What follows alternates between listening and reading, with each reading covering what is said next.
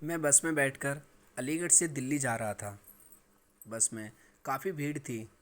तभी एक लड़की उस बस में चढ़ी। उसे कोई सीट नहीं मिली। तभी वो मुझसे बोली, भैया जी मुझे भी बिठा लो प्लीज़।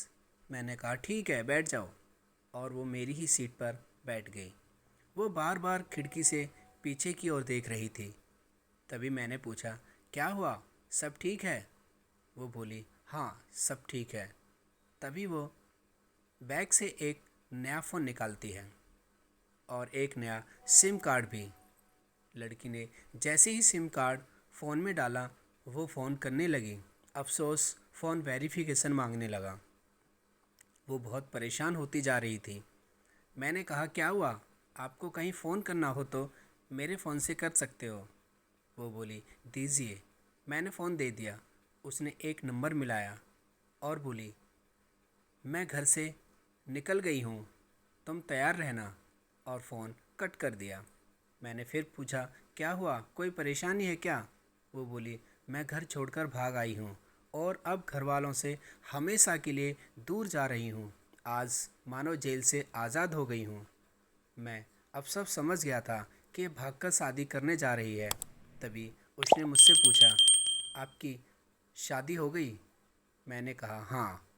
वो बोली, वेरी गुड, लव या अरेंज? मैंने कहा अरेंज। ओह, बच्चे हैं आपके? मैंने कहा हाँ, हमारी एक बेटी है।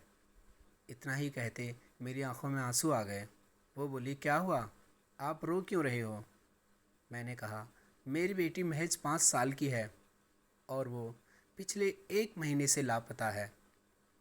लड़की हैरान होकर बोली, हे भगवान, प्लीज़ इनकी बेटी ढूंढ दीजिए प्लीज़। वो बोली, फिर आप अकेले ही ढूंढ रहे हो, आपकी पत्नी कहाँ है? मैंने कहा, वो दूसरी बस में ढूंढ रही है। हमारी इकलौती बेटी है, वो मेरी जान है। उसके लिए मैंने नौकरी तक छोड़ दी ताकि उसे ढूंढ सकूं। वो लड़की बेहद दुखी हो गई थी। तभी मैंने उससे कहा, अच्छा एक बात बताओ, अगर कल को तुम्हारी लड़की खो जाए तो तुम्हारा कैसा हाल होगा? वो बोली, मैं तो मर ही जाऊंगी।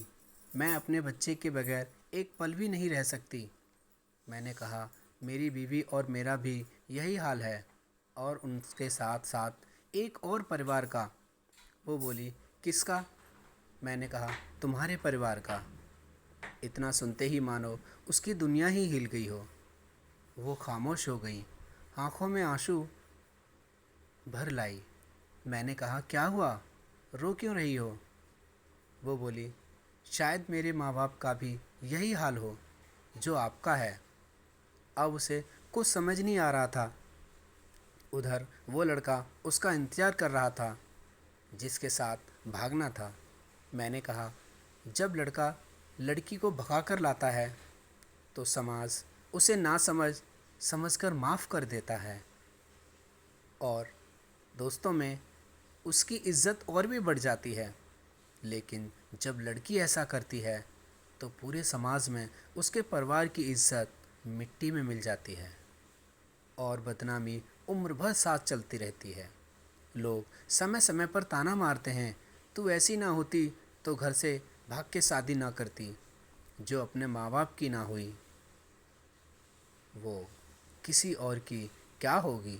लड़की की मानो दुनिया ही बदल गई हो। वो अंदर ही अंदर रो रही थी और बोली, थैंक्स, आपने मेरी आंखें खोल दी। मैं प्यार में अंधी हो गई थी। कल को उसने मुझे छोड़ दिया तो मेरा कौन है? ना पति और ना ही घर वाले। अब बस दिल्ली पहुंच चुकी थी। तभी लड़की मुझे फिर से थैंक्स बोली और वापस अगली बस जो अलीगढ़ जा रही थी उसी में अपने घर लौट गई। शायद उसका परिवार उसे पाकर बेहद खुश हुआ होगा। दोस्तों, आशा करता हूँ आपको मेरी कहानी ज़रूर पसंद आई होगी। ये कहानी मैंने रात 12 बजे लिखी थी। कृपया मेरा मेहनत का फल दे दीजिए। केवल चैनल सब्सक्राइब और लाइक शेयर कर दीजिए। कहानी आपको कैसी लगी कमेंट ज़रूर करना। मिलता हूँ अगले वीडियो में। Thanks for watching.